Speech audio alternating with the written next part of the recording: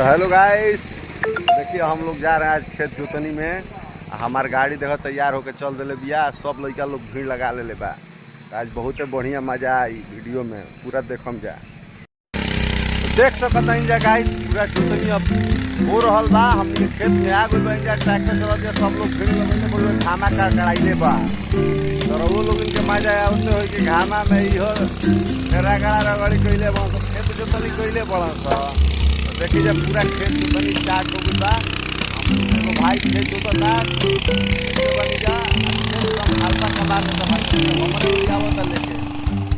तो देखिए जा कितना बढ़िया जोतनी हो तड़ुए और पूरा खेत जोता तड़ुए। देखिए जा गाड़ी हमनी के होते चलतिया आ खूब हल्फा मचैले भाई। होते होते घासों में देखी जोतनी करेले। ऐसे पूरा खेत ना पूरा चीजें जोता जाला। अरे घास पुआर देखी जा जोतनी हो गई। अब दूसर खेत में जाई तो भाई चाका बदले के पड़ेला, काहे कि ऐसे लागत जाई तो सब केहू के खेतवा में जोता जाई। तो ऐसे ना जाई आ सब जोतनी हो गई। ठीक बा। आज देखा है एगो हेते बड़े बाबा या कुकुरे गाड़ी पड़ले बा। जा कुकुर से परेशान भइल बड़े मसूरिया मेहरल बा तक दूर दूर करत है। जाए तो बुढ़ारी है, सब केहू के समय आई सन के।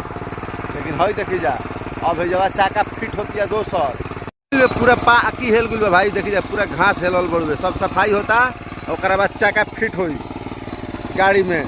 तब अब दूसर खेत में जाई। अब हमारा खेत में जाई आ जोतनी करे के बाद अब हम जोतनी करम। वीडियो दूसर नेक्स्ट वीडियो में रही रहा लोग इनके। देखी जाई चाका फिट होता कितना बढ़िया से बारीकी से।